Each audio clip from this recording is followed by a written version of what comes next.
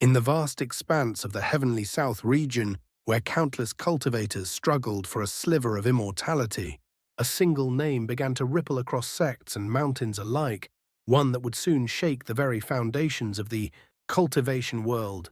If you enjoy my way of explaining and storytelling, don't forget to like and subscribe. It really motivates me to keep creating. Marshal Uncle Han. You mean?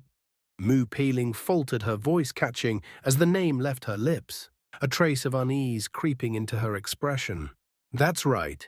I mentioned him to you before. Junior Marshal's sister Mu Song Yu replied with a gentle, knowing smile.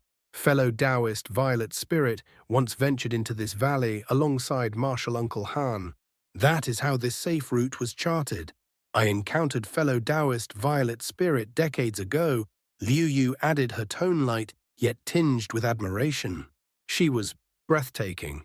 Even I, as a woman, was captivated by her beauty. I've heard countless prominent male cultivators have pursued her, some even clashing in fierce battles for her favor. Many now call her the most beautiful female cultivator in the heavenly south region. She paused, a mischievous glint flickering in her eyes. But she's also quite mysterious. Master seemed to have known her for a long time, close enough to be confidants. You'd best be careful, Sister Moo. A faint blush crept across Moo Paling's cheeks as she scoffed lightly. Careful? What would I have to be careful about? Song Yu's expression turned serious as she interjected, enough teasing Junior Marshal Sister Liu. Let's return to the matter at hand. Are we entering the inner valley or not? The light-hearted mood dissolved at once. Moo Paling and Liu Yu exchanged glances, only to find the same hesitation mirrored in each other's eyes. Senior Marshal Sister Song Liu Yu began, her brows knitting together. Is the map truly based on the path Master once took? If so, it might be worth the risk. The illusionary spirit herb is crucial for our upcoming breakthroughs. I don't want to leave empty-handed. Moo Paling hesitated, the weight of the decision evident in her eyes. Yet in the end, temptation prevailed. She exhaled softly. If we only search near the entrance, then I'll come along. Song Yu nodded, her voice steady but firm. Then it's settled, we'll take the risk. But let me be clear, we search only within a few 100 kilometers of the entrance. If we don't find the illusionary spirit herb, we leave immediately. No one ventures deeper. The pill is important, but not more than our lives. Of course, Liu Yu replied with a faint smile. Going deeper would be no different from courting death. I've heard there are ancient beasts in the inner valley that even nascent soul cultivators wouldn't dare face. Those creatures dwell in the depths, Moo Paling said decisively. We'll be safe near the entrance. Enough talk, we've already wasted too much time. The others nodded in agreement. Without another word, the three women transformed into streaks of light, shooting off toward the distance. 5 days later, at the very edge of the inner valley, the world had transformed into a frozen wasteland. Amid howling winds and swirling snow, the three women appeared, their figures half obscured by the blizzard. Behind them loomed a massive ice crystal, marking the very path once taken by Han Li and Violet Spirit, alongside the Ghost Spirit Sect disciples years ago. Layers of radiant light barriers enveloped their bodies, shielding them from the bone-piercing cold. After a brief, hushed discussion, they ascended only a few dozen feet above the ground and proceeded forward slowly, cautiously, not daring to increase their speed in the slightest. The frozen region was not vast. In less than half a day, they emerged from the sea of ice and snow, only to be greeted by a lush, vibrant mountain that rose before them like an oasis. Joy lit up their faces. Without hesitation, they split up to search. A day and a night later, the three regrouped atop the mountain. One glance was enough. Wry smiles spread across their faces. There are many rare spiritual medicines here, Liu Yu said gloomily, ones you'd never find in the outer valley. But no illusionary spirit herb. Same for me, Moo Paling sighed, caught between laughter and frustration. I didn't find the herb, but I did gather ingredients for another pill. At least this trip wasn't entirely in vain. Song Yu let out a quiet, weary sigh. It seems this journey was for nothing. Let's return to the sect. Let's search once more, Liu Yu insisted, unwilling to yield. We might have overlooked something. Song Yu shook her head, her tone resolute. Number. Don't force it. The inner valley is too dangerous. Even near the entrance, staying too long invites disaster. We leave now. Reluctance flickered across Liu Yu's face.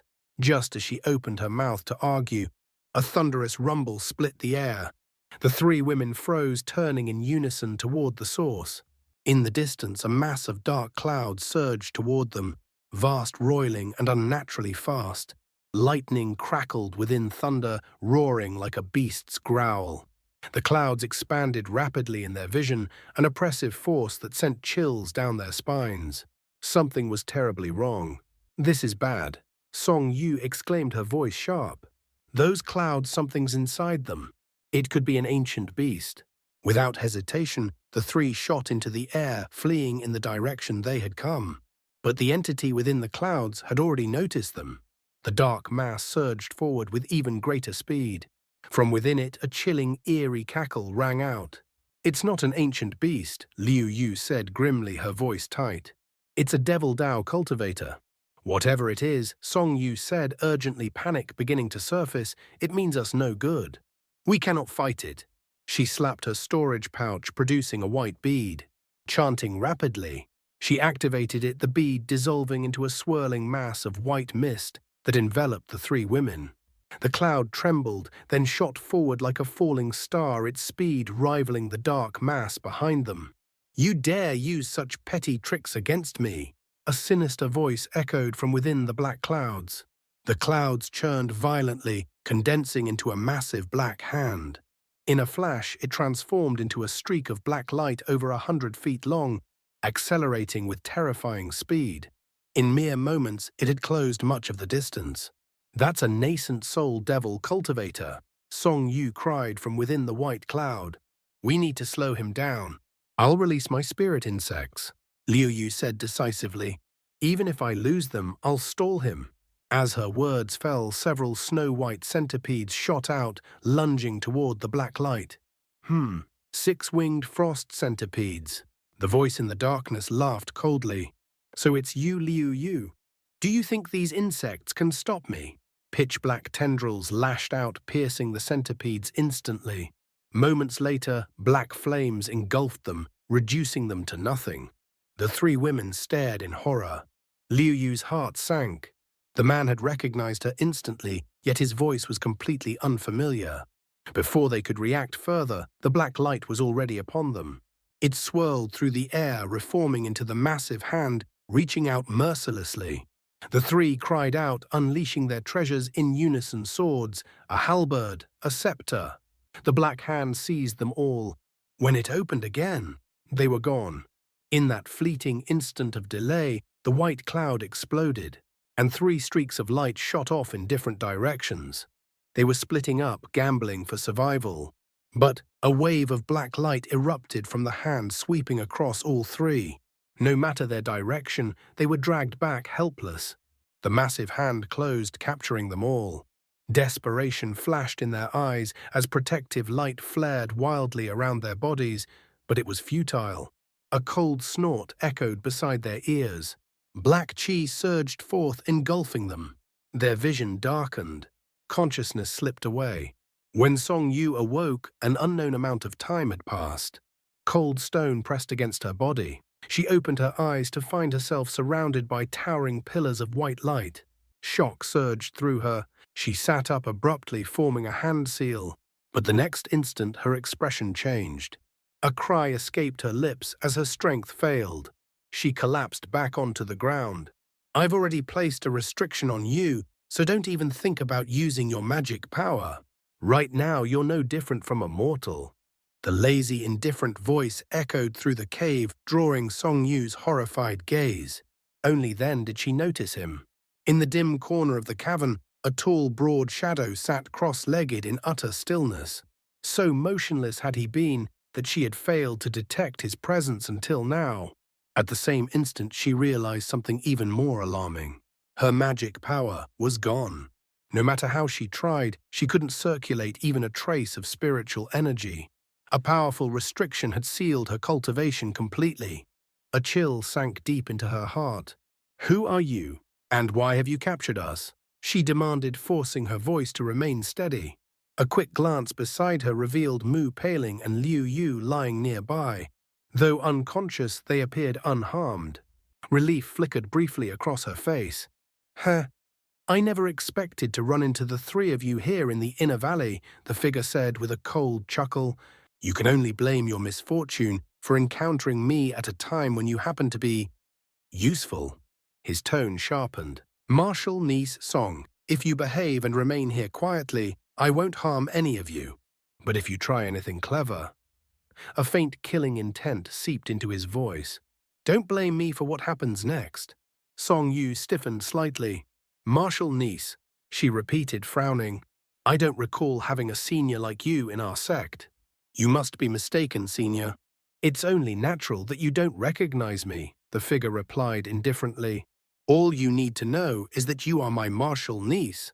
Tell me, how is that little girl Violet Spirit? Song Yu's expression changed drastically. You know Violet Spirit? Who exactly are you?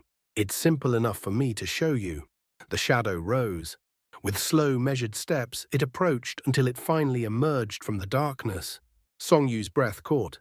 The man wore long black robes.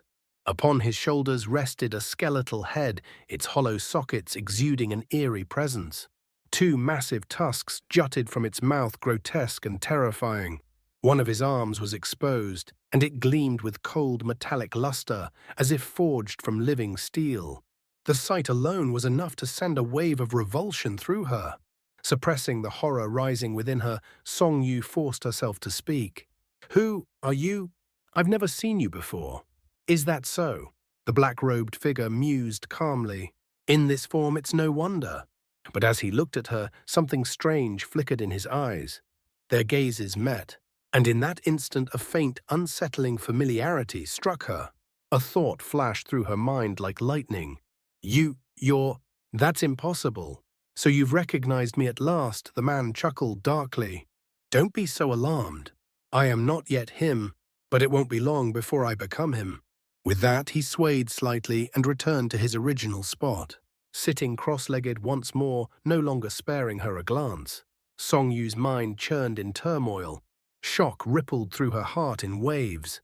A familiar figure surfaced in her thoughts, a young man overlapping, merging, then separating again from the black-robed figure before her. Could it be Martial Uncle Han? But this form was completely different. Had something happened to him? Had he been forced to seize a new body? No, that didn't make sense.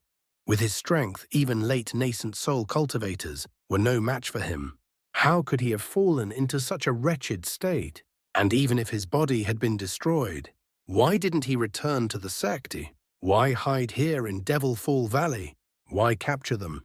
Her thoughts spiraled, unable to find answers. What do you mean by that? She asked at last, her voice tense. Before she could receive a reply, the black-robed man suddenly opened his eyes. You two are already awake. Why keep pretending? Song Yu froze. Before she could turn, Mu Peiling's voice rang out from behind her. You're not my lord. You're his second nascent soul. How did you break free from his control and develop your own will? Where is my lord now? Her voice trembled, filled with both fear and urgency. You're right, junior martial sister Mu. Liu Yu added, her voice sharp with shock. That's Master's second nascent soul. Song Yu turned quickly. Both women had already sat up. Liu Yu's hand covered part of her face, but her wide eyes revealed her disbelief. Mu Peiling stared unflinchingly at the figure. I don't know the exact details, she said slowly, but I've heard that my lord cultivated an extremely rare technique, one that allows him to manifest a second nascent soul. However, it's incredibly dangerous. If that second soul gains sentience, it can turn against its creator. Song Yu and Liu Yu exchanged stunned looks. I didn't expect you to recognize me, the black-robed man said with mild surprise. Ah, I remember now. You're the girl Silvermoon once mentioned. He let out a low chuckle. No need to hide anything. I was once his second nascent soul. But once I devour him, he will be me and I will be him. His voice turned cold. So behave yourselves. If all goes well, I may let you live.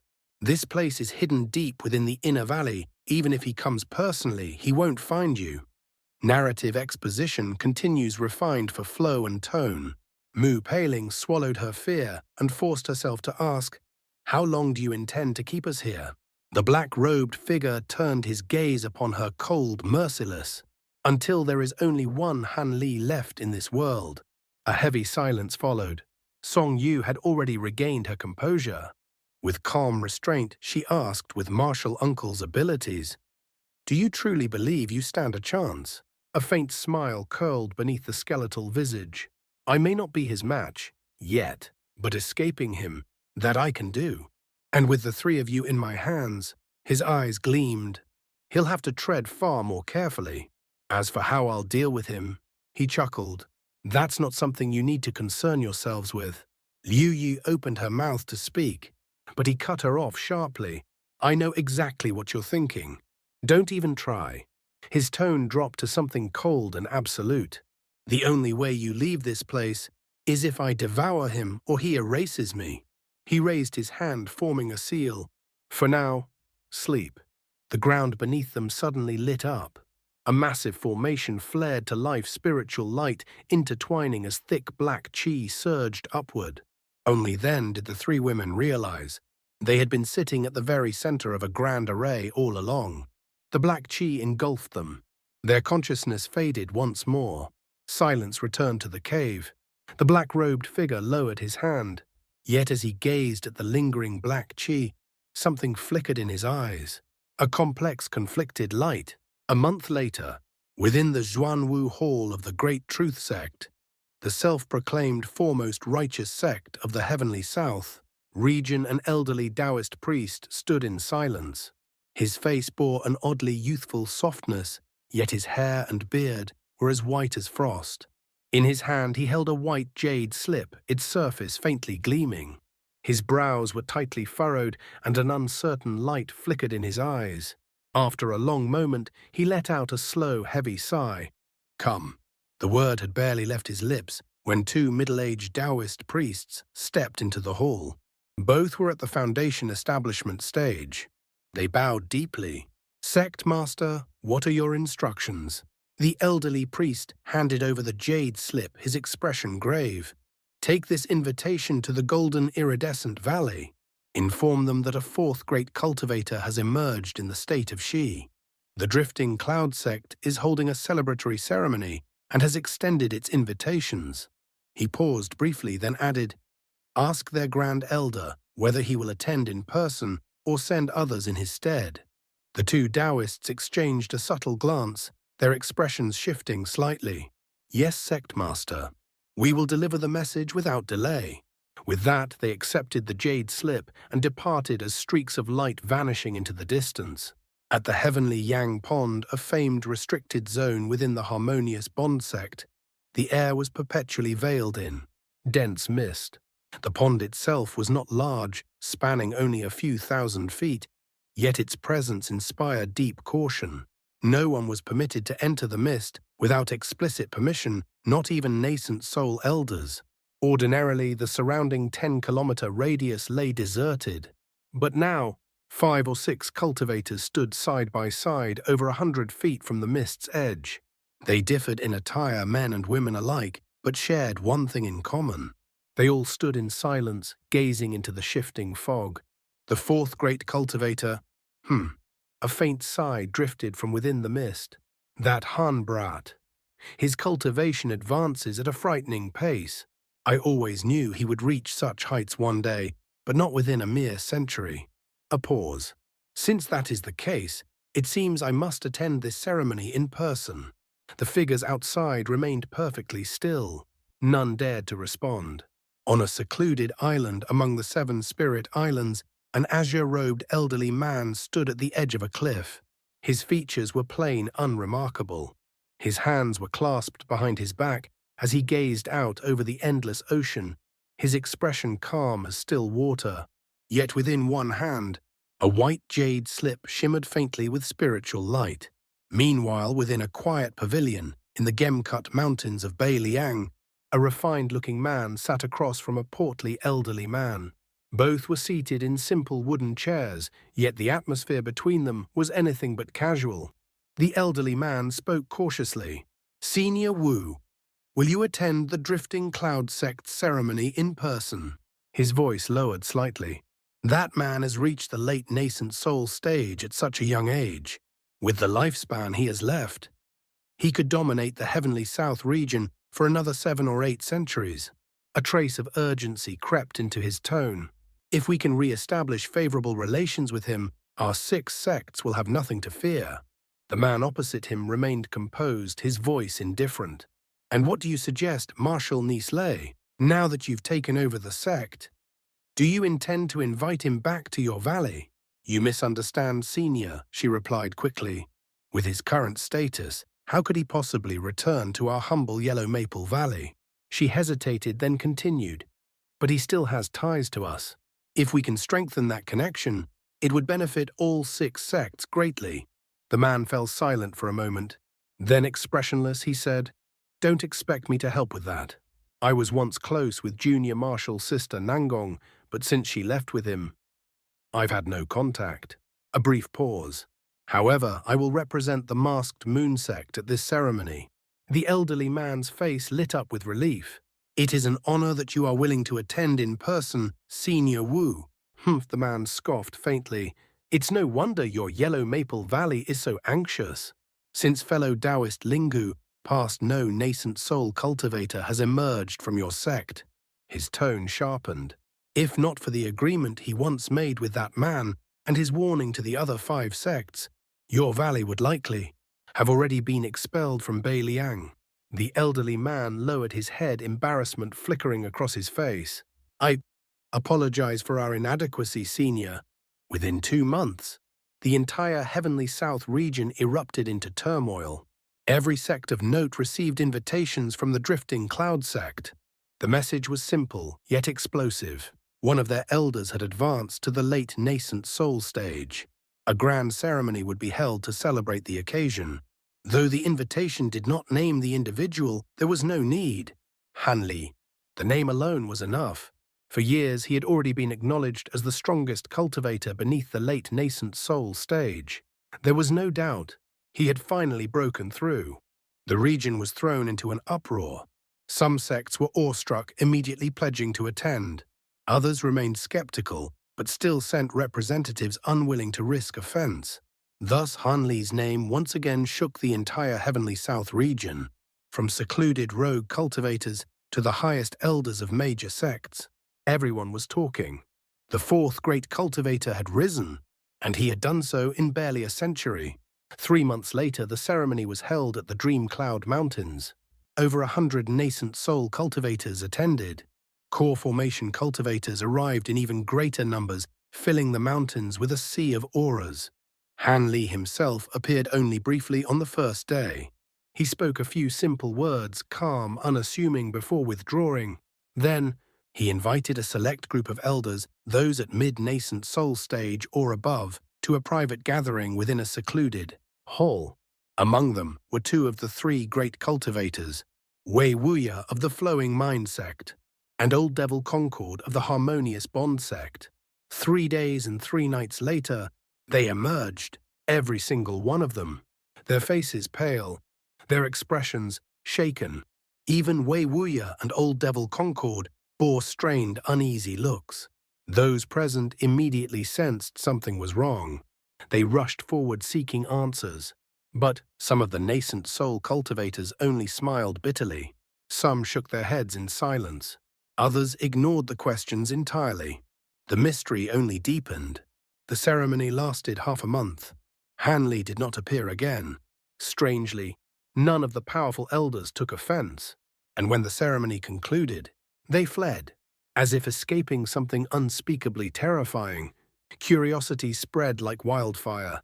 What had happened in that hall? What could possibly frighten so many nascent soul cultivators? Though they kept silent in public, they had confidants, and secrets have a way of spreading. The truth finally emerged. During the private gathering, Hanli had challenged Wei Wuya and Old Devil Concord. At the same time, what followed left all witnesses in stunned disbelief. With overwhelming ease, he defeated them both. The two great cultivators who had dominated the region for centuries were powerless against him. They were even injured.